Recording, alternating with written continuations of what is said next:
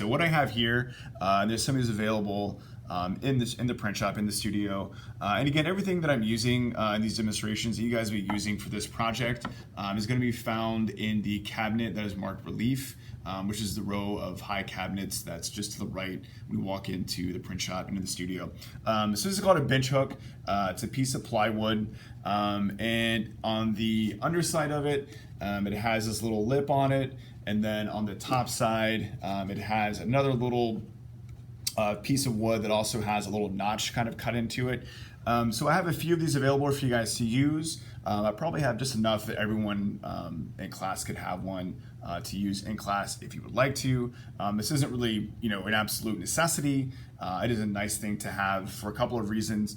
The main thing is that it gives you a nice kind of elevated platform. Also, it keeps your block from shifting or moving around quite as much. So yeah, basically just using that little lip on the underside of the bench hook, you're just gonna put that right up against the edge of your table, right, just like that, so it's nice and snug, making good contact with the edge of the table. And like I said, that way it gives you kind of elevated platform. Also, it gives you something to kind of rest your block against, and it's less likely to kind of move around. The tabletops that we have in here are really kind of slick, and this just has this sort of thin jute backing on it. So this gives you a little bit more of a stable surface. It doesn't tend to slide and slip around quite as much. So again, not a necessity. If you would like to use them, they're available. Just wanted to go over that so you're aware of what those are and how to use them properly. All right, so the block itself is what we have here. So each of you will be getting one of these 8 by 10 inch pieces of Blick Battleship Gray linoleum. Linoleum is made out of a mixture of rosin and cork, and it has this jute backing on the underside of it. And it's thin. It's only about an eighth of an inch thick. So you can only kind of carve so much material before you start to hit bottom and start to make holes in your block itself. So since you guys will all be getting a fresh block, they should be pretty soft, supple, easy to bend, and also easier to carve. If you do run into issues carving your block for any reasons, a couple of ways we can deal with that. One is just to use the hairdryer or the heat gun to heat it up a little bit to make it a bit more supple, a bit more pliable. If again it's really difficult for you to carve. The other solution could be that sometimes the tools themselves, the blades, get dull. If that's the case, if you find that it's difficult for you to carve, let me know and I can try to sharpen your tools for you, and usually that kind of takes care of it.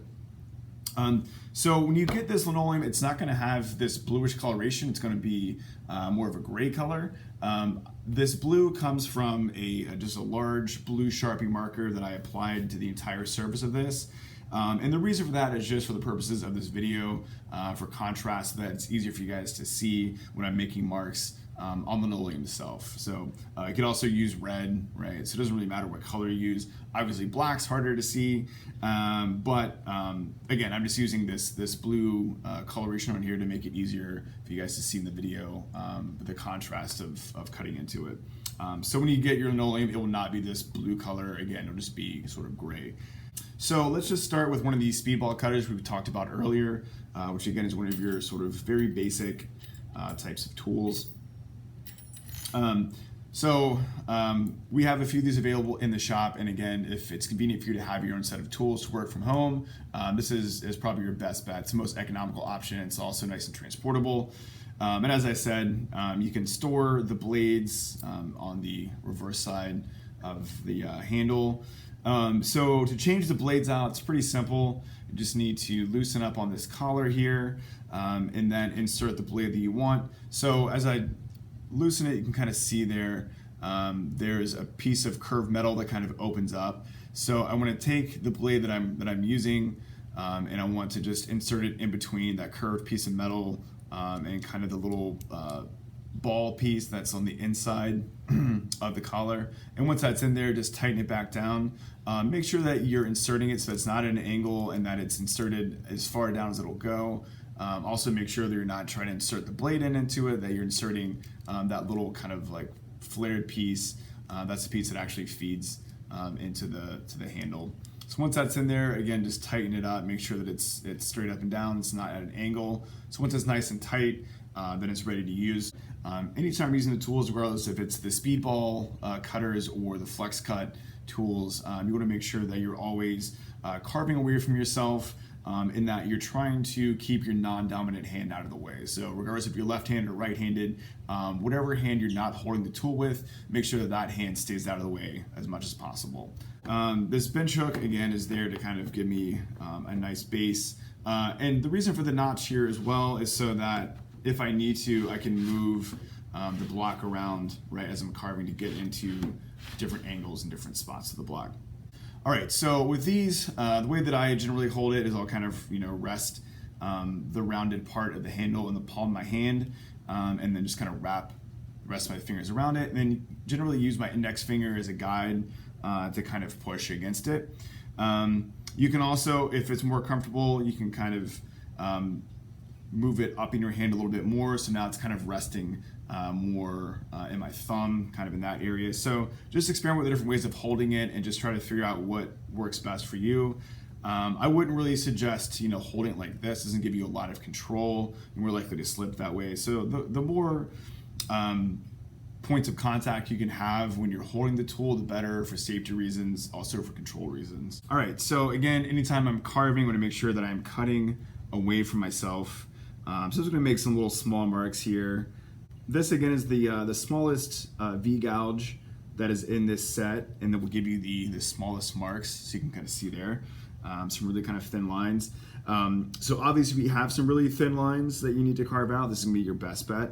I also like to use this as a way to kind of establish like a larger shape. So I have a big shape that I have to cut out. I'll use this to kind of trace or define the outer edges or outer boundaries of that shape. So like I said, if you're trying to establish a large shape, you can use this to kind of go around the perimeter of it. And again, one of the big things to keep in mind is to make sure that you're cutting away from yourself. So never cutting at an angle in towards yourself. You shouldn't be holding any of the tools in a manner where you're cutting in toward your body, because if you slip, you can inadvertently cut yourself or stab it into yourself. So again, for safety purposes, make sure you're always cutting away from yourself, and always, again, make sure that you're aware of where your non-dominant hand is, so that if you do slip, you don't cut into your other hand. All right, so that's the small V. So to remove the blade, same way as how you inserted it, just loosen up that collar, and then you can pull that blade out, okay, and then replace it with another one. So let's just jump up to, let's see, we'll do this number 4, which is kind of a flat, broad U. Try that out. So this obviously is a larger, wider blade, so it's going to make a larger mark. So if you are taking out some big sections, big areas of linoleum, this will be helpful for excavating or moving more material. But again, all of these blades, all these tools have their own sort of qualities of mark that they can give you. So you can use them to make kind of like larger, much more expressive sort of marks. If you have really kind of bold line work, right? So also these, any of the U-gouges, since they're rounded, another technique that you guys can use, and again, I'll go into this in further detail when I'm actually doing a demonstration where I'm carving an image into the block, but you can do sort of a stippling type technique where you're just making kind of like little pick marks.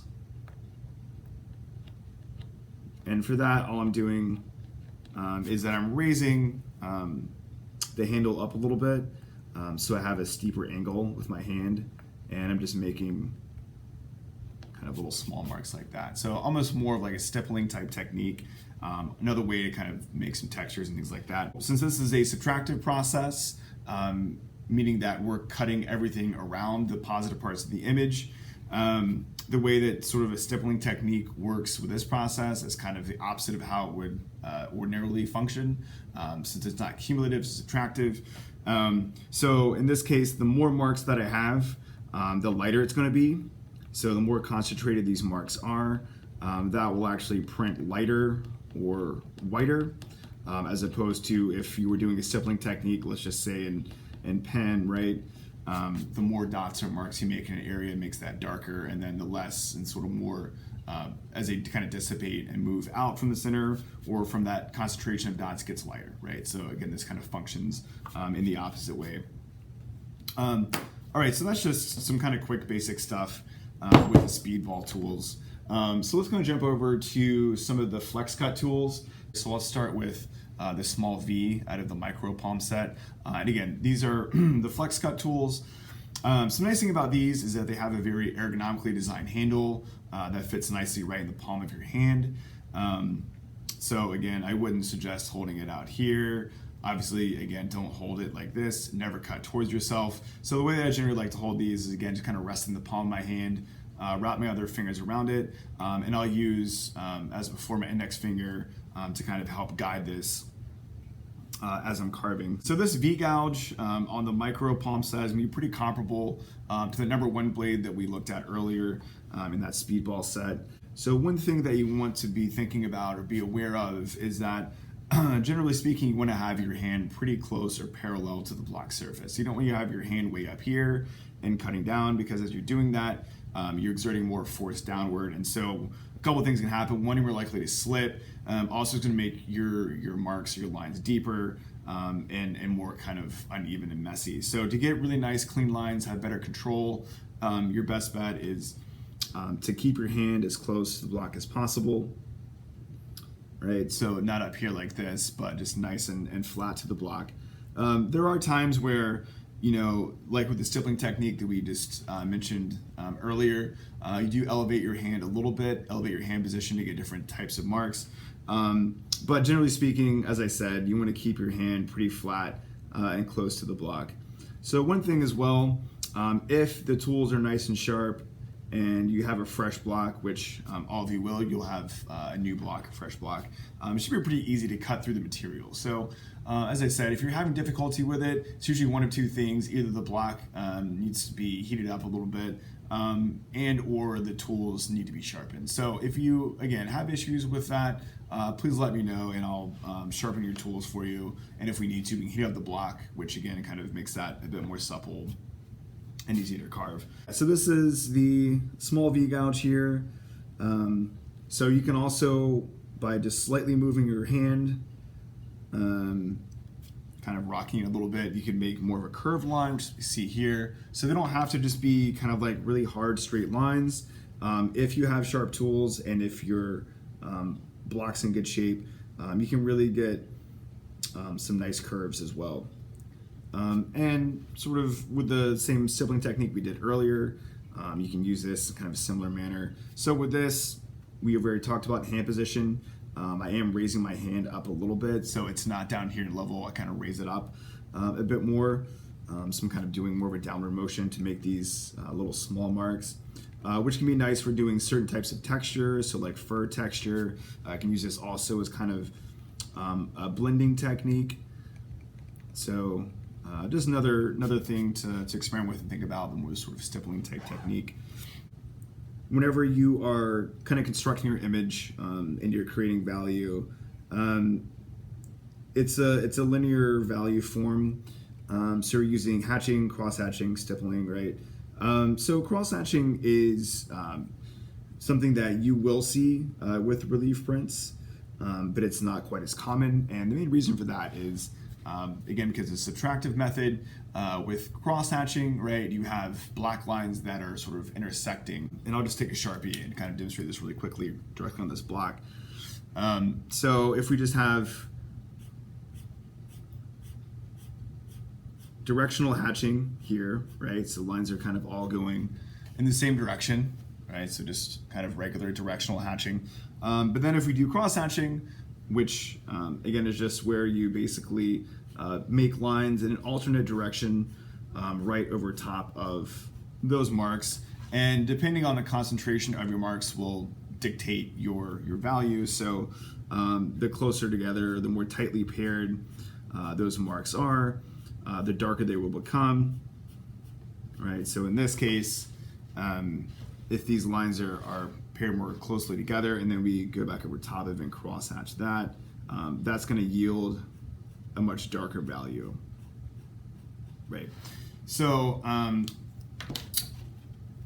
again, since this is subtractive, basically what I would have to do in the case of this sort of crosshatching here is that I would be cutting the spaces in between those lines, right? Which is what we're doing anyway. But in the case of this crosshatching, it's a little bit different because we're actually just cutting out essentially those little tiny squares, right, that are being created by where those lines overlap from our directional hatching to create that cross hatching. So basically I would have to go in and kind of pop out or pick out each one of those little squares, right, that's being created by where my directional hatching converges to make that cross hatching. So it's not to say that you can't do it. It's just sort of atypical. You don't see that quite as much with relief printing, again, just because of the way that you have to go about it. So it'll look something more like that. So this is subtractive. Again, what we're trying to do is leave the positive parts of our image, right, the black line work. So you're cutting everything in between that. As you're carving, you can kind of periodically just kind of wipe off those little bits where the linoleum's coming off. Again, make sure you're always carving away from yourself. And as you can see also, I have a tendency to use my other hand just to kind of rest or brace on my tool as I'm carving. It also kind of just helps keep my hand out of the way. All right, so again, that's the small V-gouge. All right, so we'll kind of skip around with this set as well. I'm not going to go through all these. So this is one of the larger U's from that same micro set. So it's going to give you a larger mark. So one thing to keep in mind as well, don't feel like you have to cut an entire section or entire line in one pass. You don't have to, cut all the way across your block. Just go to the point where, it feels difficult to continue carving and then start carving back into it again. You don't have to go all the way across. If you start to feel fatigued, you're more likely to have an accident, slip up, potentially, cut yourself. So it's fine to work these in sections. Just do little pieces as you can. You can kind of go back in and smooth it out. The only disadvantage to that is, as you can maybe see here a little bit, anytime that I start and stop that entry point, it might change the width or the weight of that mark a little bit.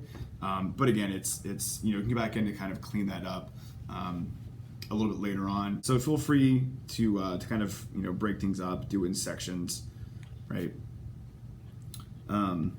So this is one of the smaller U's in this micro palm set. So I'll jump up here to one of the larger U gouges in this set. So this is just one of the big U gouges here. So yeah, this can be nice, helpful for doing some different kind of like texture. If you have really kind of bold lines, bold marks, helpful for that. If you're taking out big sections, big shapes, obviously this takes out more material, so it's kind of a labor-saving device. So yeah, it's just going to require some experimentation with these different tools to see what kind of effects they'll give you to kind of figure out what's going to give you the quality that you're after. You can really vary your hand direction and pressure to get different qualities of marks as well. So it doesn't just have to be kind of like hard, rigid lines. You can really kind of finesse it by just kind of rotating your wrist a little bit. And a lot of that is going to be predicated on just those basic things again of your tools being nice and sharp and your block being pretty fresh. So, but those are both things that we can fix generally pretty easily. some nice kind of, more arabesque, more kind of curved lines are possible. So one thing that in this partly just comes with experience, curved lines can be kind of tricky to do, especially if you haven't had any experience with material or with these tools. As we talked about earlier, feel free to kind of do it in sections, right? And so that you're kind of maintaining a level where you feel comfortable, you feel like you have some control over the tools. You don't want to get in a situation where you're trying to force it. You should never be having to force the tools, because again, when that happens, you're more likely to slip and inadvertently, cut yourself. So, but yeah, so doing curves and things like that can be challenging. So I, with experience, have been able to kind of turn and rotate my block in order to get into different areas. For those of you starting out, that might not be something that you're comfortable with or able to do as easily. So that's where, again, this little notch that's built into the bench hook is handy, because it enables you a way to turn and rotate your block so you can get into parts of your image a bit more easily than trying to just actually rotate physically the block itself as you're carving, which again just kind of comes more with experience than anything else. So let's go and jump over here to the mini palm set, and I'll start out with the small V gouge from that set, which is this one here.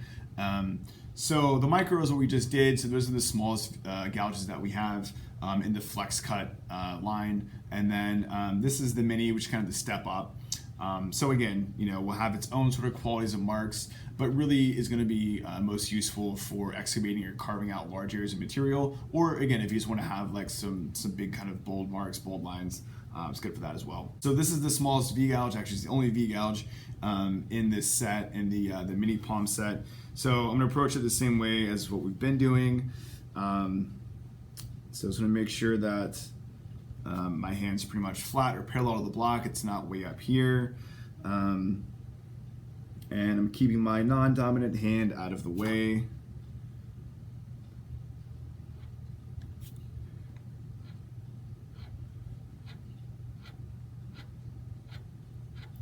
It's also possible to kind of transition or feather your lines, your marks a little bit by varying your pressure and by varying your hand position just slightly. So I'll try to demonstrate that here. So if I start out with my hand really close, really parallel, I get a nice sort of thin line.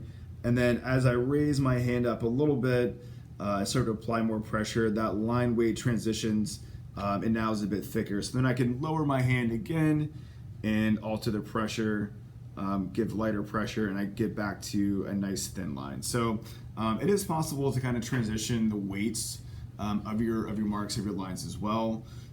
It does tend to have a bit more of like a jagged quality. With some practice, you can get that transition to be a bit more fluid. I just grabbed the next one up. It's the smallest U that's in that set.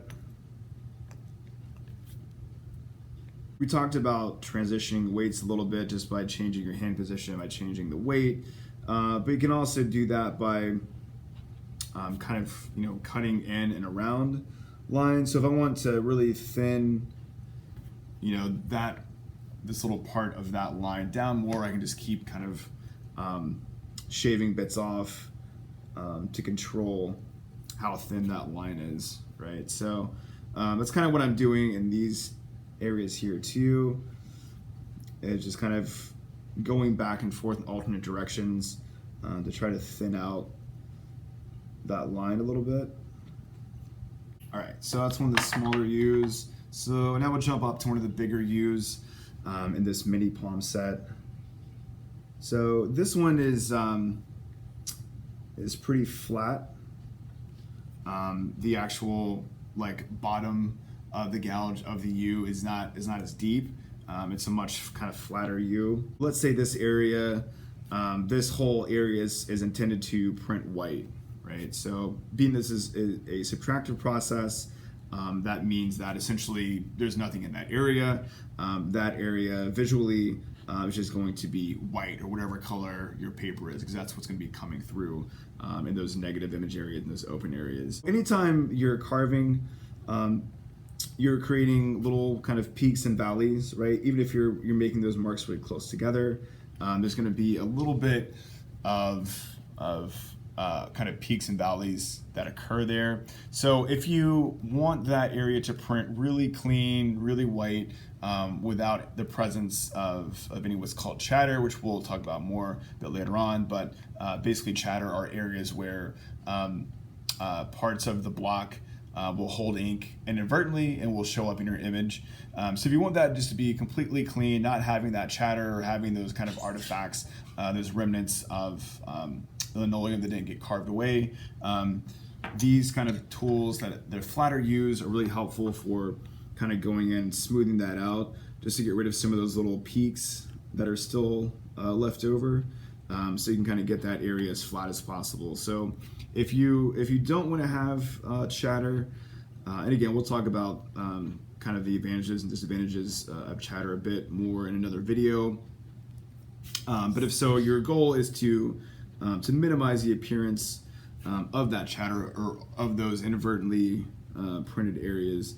You can use these kind of more shallow U-gouges, the flatter ones, to go in and kind of smooth out those areas. All right, so it's a little bit smoother. So that's pretty much it for the tools. There is one more set of tools that we have in the shop you guys will have access to. That's the deluxe set, and those are much larger tools. For most of you, you won't really need to have anything that big. I do have them available. Again, you guys can use them in the shop. You can't take them with you. If you do have a circumstance where you've just got really large areas of white or big areas to take out, and that's a time-saving thing for you, again, you're welcome to use them. I'm not going to break them out for this demo, just because, again, I doubt a lot of you will really need to use them. So mainly they're used for larger scale pieces, so like in some of the advanced print classes, if they're doing larger scale linoleum block prints, or if they're doing larger scale woodcuts or wood block prints, then those bigger tools help with that because it's larger scale. So that's pretty much it for this segment. So just kind of going over, again, basic safety things, different types of tools, things like that.